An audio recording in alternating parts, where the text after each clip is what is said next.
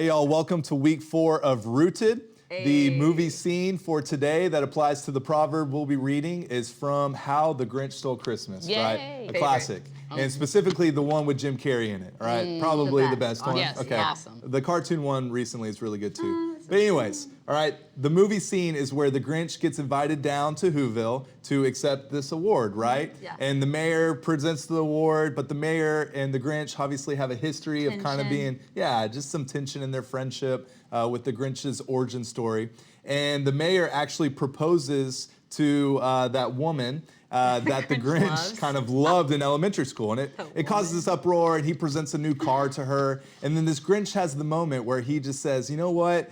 This Christmas season is just stupid. And he gets to this point of, like, you know where your gifts actually end up? Your gifts end up in my garbage. Right. And you play with this new toy, and it's cool for 2 hours, and then you just chunk it. And he even has this line of like, oh, you get a pony, ask for a pony, I want a pony. You ride it for 2 weeks, and then you sell it to make glue or something like that, which is like, Dark, but I mean, he's like, I'm not trying to create waves or anything, but the scene of the movie is really just saying, hey, your gifts, your things that you want, the things that you beg for, they don't satisfy, right? Yeah. Right? Mm-hmm. So what'd y'all think of that clip? Oh, I love The Grinch so much. He's my favorite. Yes. Is that the best Christmas movie? Oh, The yeah. Grinch? Oh, I love hands Jim down. Carrey, though. Oh, it's He can do impossible. no wrong. But yeah. Anyway, All of them, yeah. yeah. But All right. no, that's so true. Yeah. You just see how distracted they are with all that stuff. You know what I mean? And the Grinch is like always kind of had that taboo judgment on him, but he actually knows really like what's up. You know what I mean? He calls them out, straight out. Yeah. For sure. A whole group of people. Like, how often do we just do that? Yeah. Call people out for their, The Grinch actually has wisdom. Yeah. Oh, yeah, and for what he sure. says in that scene about, oh, I want a pony, I want a toy, I want a car, and then you know where it ends up? Ends up in my garbage, right? And that kind of is, that's reality. relatable. That looks- That's actually wisdom that can come out of Proverbs. Right. Which is crazy, right? And so, Ashley, if you wouldn't mind, let's read Proverbs chapter 27, verses 23 and 24. Yes. Know well the condition of your flocks, and give attention to your herds, for riches do not last forever, and does a crown endure to all generations? Yeah, thank you. So that line, riches do not last forever, right? Yep. I think it's very applicable with us, with this idea that most of us live our lives with dissatisfaction. And typically it's about stuff and money. And I don't know if y'all have ever experienced that or have a story about something that you just really, really had to have or wanted, and then whatever the time frame was, maybe it's collecting dust on your shelf or in your cabinet somewhere, right? Yeah. I feel like it's like every time, like all parts of my life, you realize that there's not value in that stuff. And so it's like you easily give that up, and it's just like, why do I always, it's like that something inside of you, right? The brokenness that you just want more. Yeah.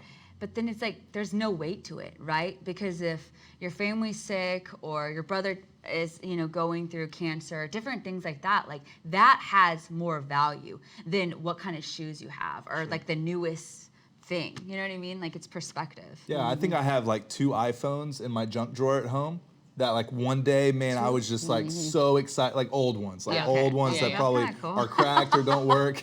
It's not like a flex or anything, but just I saying, don't know like, why I reacted like that. yeah, I have one. I'm on the iPhone 11 now, right? And it's just 14. like when the new one, when the new one comes out, it's like I have to have that, right? But in reality, there's going to be a newer, better one in a year from now, and it's the genius of Apple, right? And I think we all get caught up in this lie of, man, if only I had this, then I'd be happy, right? And the reality of that is that the top of that ladder is actually just the bottom of another ladder. And we're just become dissatisfied and just exhausted from this propaganda of more and wanting more, which, we hear the word materialism. That's kind of the conversation we want to have with you guys today. So how do we flee from this? Like, how do we get away from materialism, and how does this kind of hold control in our generous hearts and how we treat others? Well, there's another Proverbs in Proverbs 11, and I'm just going to read it real quick. He who trusts in his riches will fall, right? He who trusts in his riches will fall. And like we just read in our proverb, riches don't last forever. And so Jesus actually says, all right, this is good. Jesus in Luke chapter 12, verse 15, he says, life does not consist in an abundance of possessions. And so what if Jesus is onto something here? What if Proverbs is true wisdom on this idea of riches and what we classify as riches, all right? So how do we limit materialism? So the application here is for us is really just to encourage you. It's not meant to depress you. We're not trying to call you out. We're trying to direct you, right? That's what the book of Proverbs does. It's not necessarily trying to make you feel bad, although that can happen when I read some of the truths and wisdom. By the Spirit moving. Exactly. You can feel convicted because you're like, man, I'm not living that out. I understand maybe where I'm falling short. And that's the beauty of grace. That's the beauty of the gospel. And so our conversation, especially this one as we end this series together, is not to depress you or to call you out, but to direct you.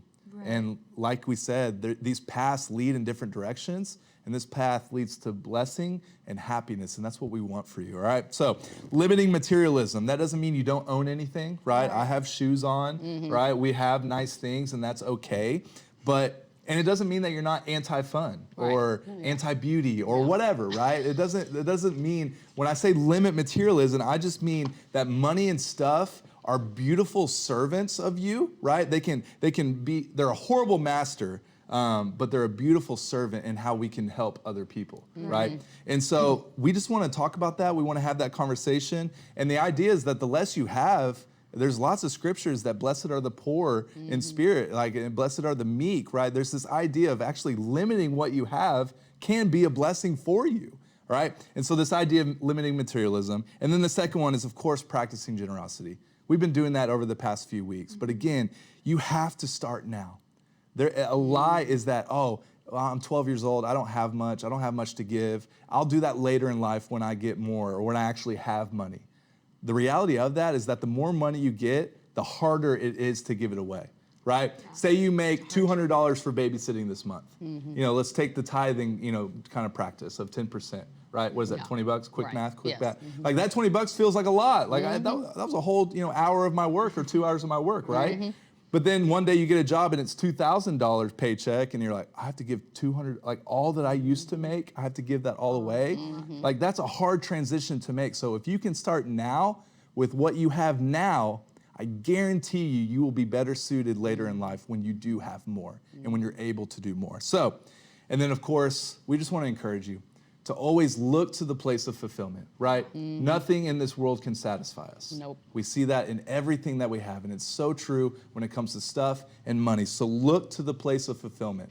John 10:10, you may have life and life to the full, Jesus said. So we always want to point you towards fulfillment, all right? There's no redos in this life, and that's hard, and that's why this is so important. God willing, you have a 50, 60, 70, 80-year-old try at life. And so we want you, even if you're 12 or 18, we want you to start these wisdoms now, right? Start applying these wisdom that we've been learning in the book of Proverbs now so that, it's faith right now, but one day it'll be sight. And we promise, just as the probability of Proverbs always communicates, that it'll be for your blessing and for your good. So thank you for being here. We pray over your small group conversation. We hope it's a blast. We love you guys. We'll see you soon.